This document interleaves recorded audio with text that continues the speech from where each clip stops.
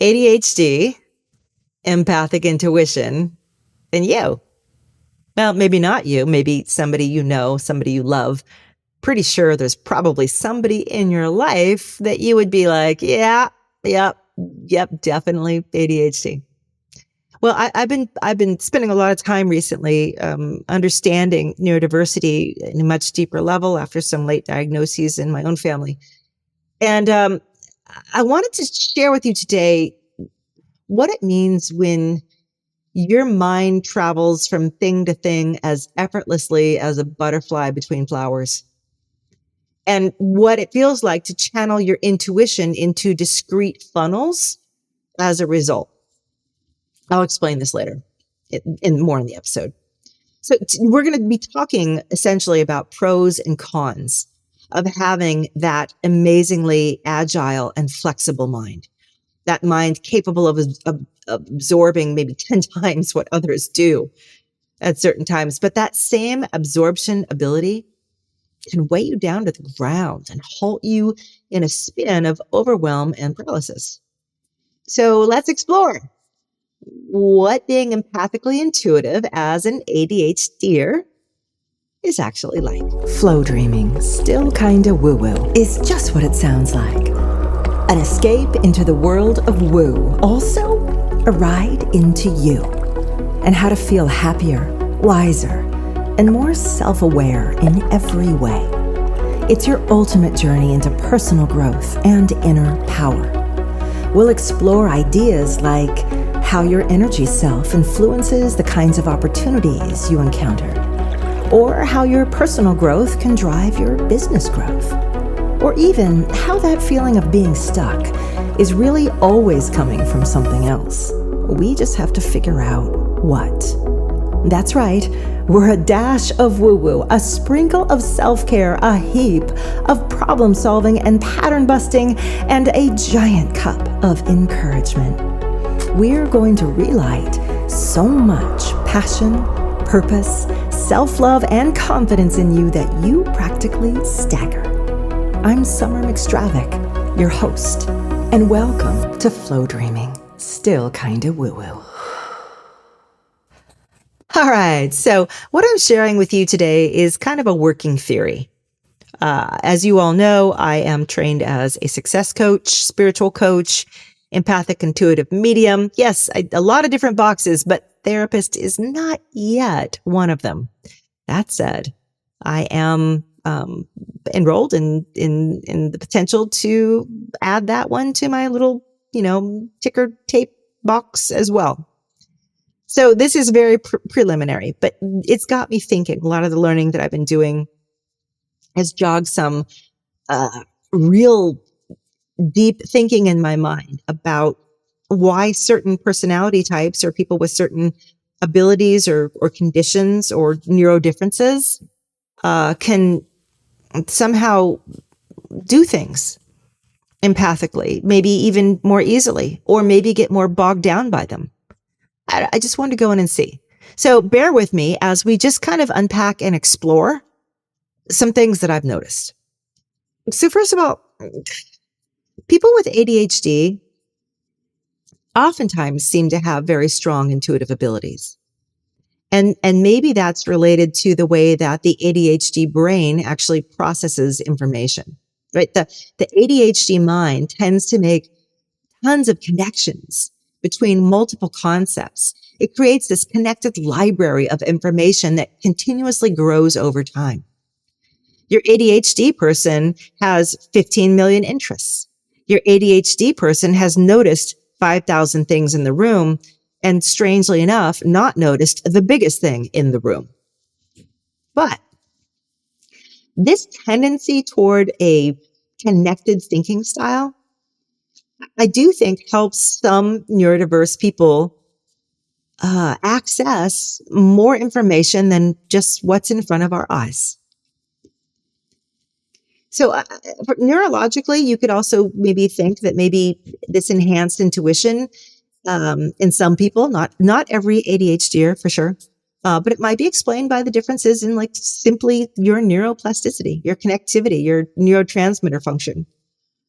right? The ADHD mind also shows this increased connectivity in neural networks involved in creativity, divergent thinking, thinking outside the box, etc. Right? These fluctuations that we have in dopamine levels, they can contribute to this rapid onslaught of generating ideas and insights, which is often also characteristic of intuitive thinking. Stuff that just comes to you, stuff that just is there, that you just see, that you just want to run after.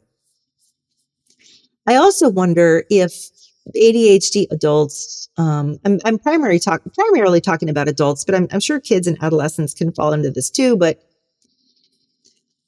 I think another reason that they may have this kind of extra sense, as we call it, right, the empathic sense, is that ADHDers have different filtering abilities, right? An average brain, it manages to filter maybe information down to 40 bits per second, sensory information, stuff coming in. But the ADHD brain experiences the opposite. It's an overload. It's sort of like when you put one of those pressure gauges on your watering system or your house water. I had to do this recently in my garden. I kept blowing all the hoses off because I didn't put on a PSI regulator. Think of it like an ADHDer doesn't have a PSI regulator. Most people do.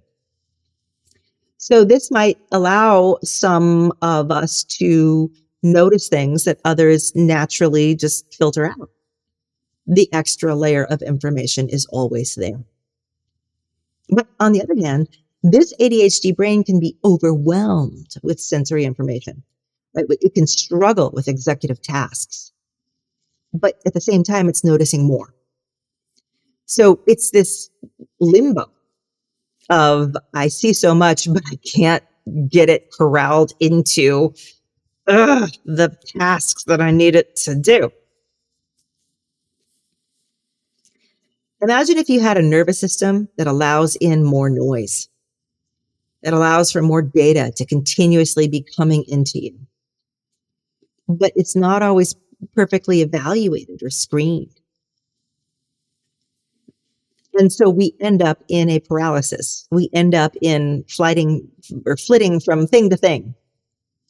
We end up holding a bunch of information and not knowing what to do with it exactly or precisely. Or conversely, we do know what to do with it. We launch into it. We say, this is it. This is mine. This feels so good. This feels so great. I'm definitely going to pick up becoming an organic gardener this season. No, wait. I'm definitely going to pick up ice skating. No, wait. I'm definitely going to start researching deeply this one television show's history and all the actors in it. No, wait. And on we go. As an empath, and if you have ADHD, here's what's happening with you. You're receiving a layer of continuous information. It does not stop. It's 24/7. And you've already been getting so much input from everything around you. And you're already trying to parse what you're getting and keep everything in its own line, its own channel. So as an empath, on the one hand, you may be naturally quite open to that sensory and that additional input, that empathic, intuitive input. But it may also be equally hard to filter it, to bring it down. Now, if you've ever had that circling in your brain, years ago, I named this mind spin after encountering a lot of people with what I call mind spin. A thought that just goes round and round and round, round and round and round. Situation that plays over and over and over and over, never leading any place. Gets stuck. It's sort of like you take all the energy, you don't know what to do with it, so you just put it on circle. You just press the go button on the dryer. I don't know what to do with this, so we're just going to circle with it till the energy dies down. It can be so frustrating for us. But on the other hand, God, it's such a beautiful gift. I mean, imagine if you wanted to paint and you were an okay painter, and then somebody says, no, actually, you're exceptional. You'd say, what? I am? Yeah, why haven't you ever painted? I don't know. I just couldn't keep track of all the colors until now. So what I'm getting at is your potential is kind of extraordinary, but it's a little bit different. Go bigger, but spend more time on condensing and channeling, because the information, unfortunately, will not stop. As far as I know, there's really no way to prevent it from continuing to reach us as empaths. A lot of ADHDers try, right? Get depressed, take some pills, drink some beer or wine, or binge on TV shows or shopping. Like, we try all these other ways to get the information to go away. Some people call it numbing, but I just look at it like that's kind of a mean thing to say. Yes, it is numbing, but we're trying to just get the information to go away. But what if instead we embrace that information and learn to use it and work with it? A lot of people with ADHD are also very brilliant and very smart. And they don't complain about that part of it. They're grateful. They're like, oh, thank you. Thank you. You gave me this one thing that's hard to deal with, but you gave me this other thing I'm so smart. It's kind of like the trade-off we get sometimes, right? And I'm being very careful here to not position this as something that's a detriment. I happen to personally, my personal beliefs are ADHD is a kind of boon. It's a beautiful skill set if used wisely, and if one is taught how to use it correctly. It's like having tremendous musical ability, but never being taught how to use it. That would be very frustrating your whole life, and inefficient, and not productive, and perhaps make you angry or depressed. But learn to use it, and wow, whoop, there you go. World's your oyster. So if you've ever felt like there's a part of my brain that just sees too much, does too much, thinks too much, goes too many places, goes from one thing to another, on and on, ask yourself, am I intuitive as well?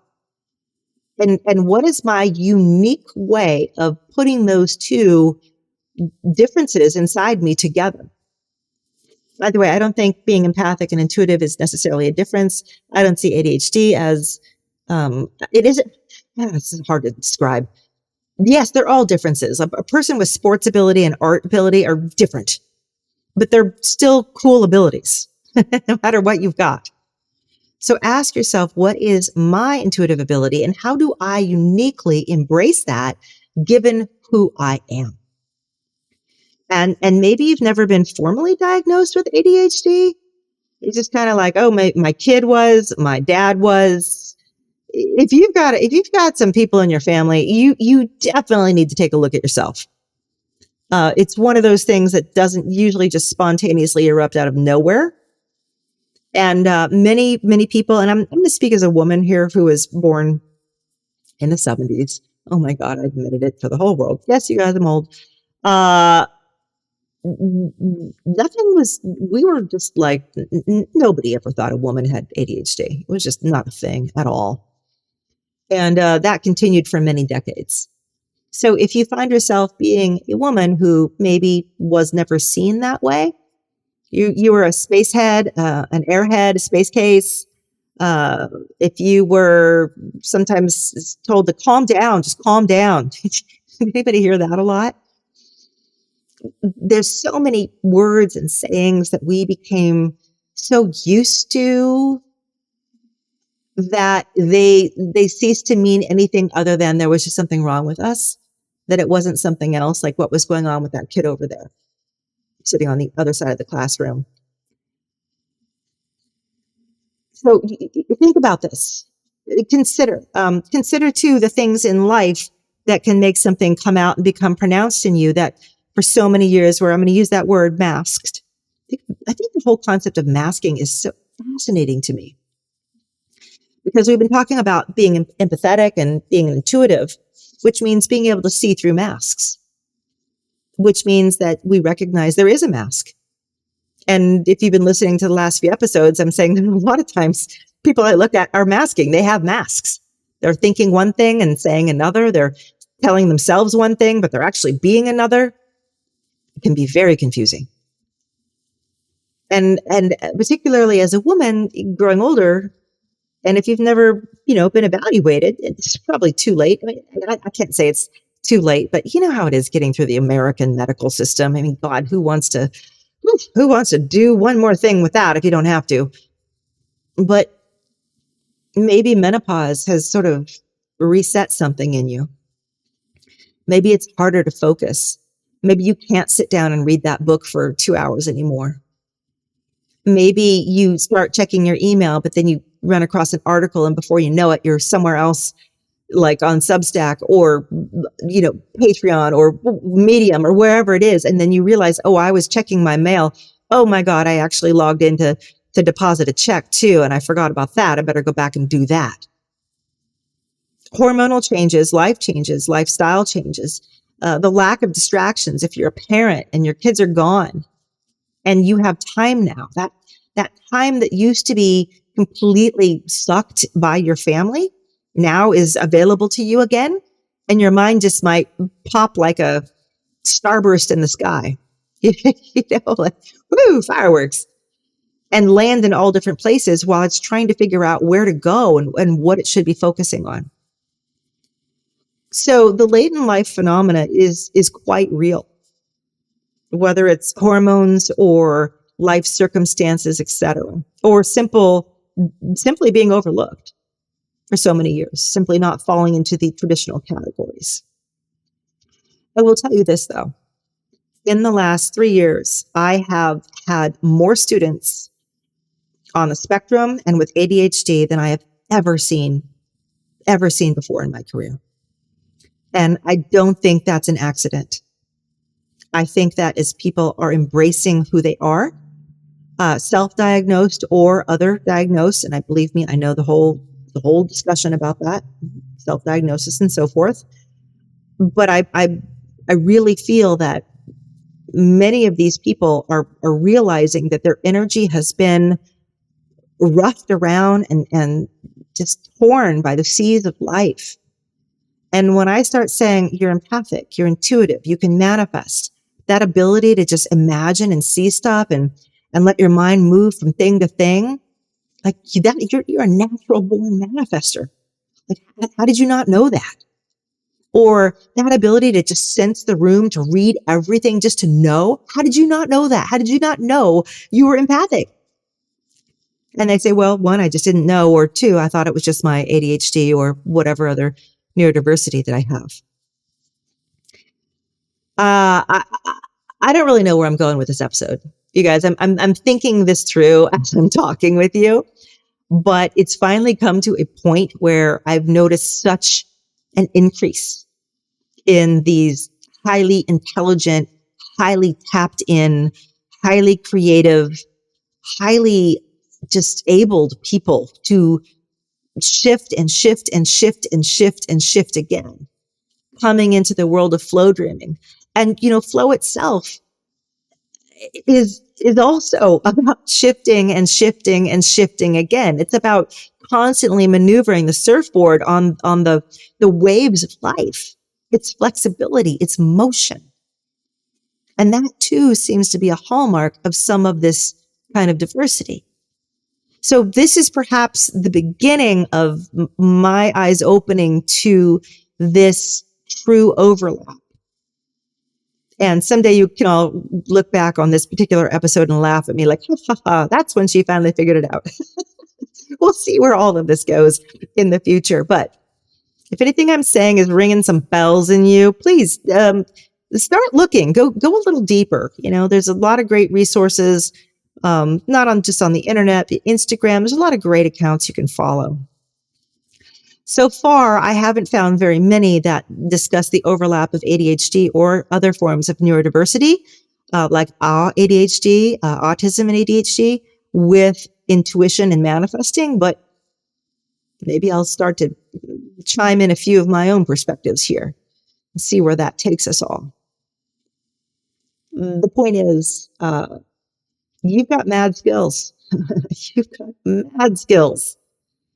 And they may be erupting in you where before they were masked, they were hidden, they were pushed down, they were made to fit into societal norms And you may be at a point recognizing that they don't anymore, or it's harder to do that. And I think another reason, wrapping up here, is that with all the noise in the world right now, all the information hitting us, the overload is so extreme that all of our previous abilities to mask, previous abilities to say, I'm just normal, nothing to see here, folks. We can't do it anymore. We just can't do it anymore. Too much social media coming into our brains, too many emails coming into our inbox, too many demands and requests, too many different places to check, whether it's Messenger or Threads or what do they call, Twitter X, or Instagram, or too many places. Do your friends reach out to you on at least 6 different platforms? How long does it take for you to respond to them now? There was a day when you had the telephone, the mail, or you showed up at the door, 3. It was like 12, 15, 16. Depends on how many communities you're in. I mean, I haven't talked about Slack or Discord or, oh my God. So you can see how the prior ability to keep the lid on has been or is being kind of shattered by the excess. If you're feeling that, if you're feeling discontent, irritable, confused, lost, stuck, frozen in the headlights, hello, come hang out with me. Come hang out with our little group here. And this sounds like it's my coming out show, doesn't it? That's what I say it. To be honest, I have not been formally declared or diagnosed. However, multiple members of my family are. And like I say, the apples don't fall far from the tree. So I'm going to run with this idea that perhaps there's a bit of this in me, or a whole lot of it. I don't know. And I just want you to know, if so or if not, I've somehow done very well finding the gems of this. And as a teacher of manifesting, as a teacher of empathic intuition, I want to reassure you that you can find the gems of it too and completely knock it off the books. I mean, excel beyond what you could ever imagine. Yeah, I'm going to leave it at that. That's a really good message. And if you're not, by the way, anywhere on this neurodiverse spectrum, I'm so sorry. You're still good. You're still good. You're still a good person. I'm kidding. Guys, do you not know my sarcasm right now? But if you're feeling envious or jealous, I want to be ADHD now. Oh, come on. We'll welcome you in. Just come on in. Big hugs. All right. Funny, strange little episode, but that's what you get sometimes. By the way, my program, Born Empath, if it hasn't started, it will be starting very soon. I'm not sure when I'm going to run this. Can you start late? No, probably not. There might be a tiny little window. I haven't decided yet, but this is a big hunky program. This is 2 11-week sections, working with other people who are just like you, working with the empathic curious, working with people who already know about flow dreaming and manifesting. And they're like, give me the whole thing now, Summer. Show me exactly what you do. And I'm coming into that. I'm going to rally my mom to come in and help as well, get some multi-generational knowledge here. Please reach out to me. Don't put this off till next year. Every year we have right now is very critical in not just our lives or our careers and our families, but frankly, the world itself. Don't put it off. Level up. I mean, come in. Email me, summer@flowdreaming.com. Otherwise, go to my website, flowdreaming.com. And if this is your first time encountering me, well, I hope you come back. Otherwise, do check out my website or my app, and you're going to find just so many resources, hundreds of hours of this podcast, free flow dreams, free energy exercises, all the stuff. All right. With that, thank you. Love you guys. Thank you again for the podcast reviews you've been putting up. It's gotten harder to be heard in this huge, noisy world. But what you say counts a lot. And you can hear my little puppy dog. He's in the background. I'm not even going to edit that out. He's just saying goodbye. That's my big boy, Ozzy. All right. Well, Ozzy and I say we love you, and we'll see you next time. Bye for now. I'd love the opportunity to work with you one-on-one, because this is where I see the most remarkable growth in my clients. When we work privately, it's more than coaching. It's mentorship, energy work, and intuitive guidance. And what I offer, well, it kind of goes beyond coaching. Together, we'll access insights and information you wouldn't typically have, leading to real transformation. We'll start with a life assessment, what you desire, where you've been, and where you're going. Then, we'll align your desires with the universe with a personalized flow dream that you can use over and over. You start with an introductory private session or a deep dive, or of course, we can work together ongoing.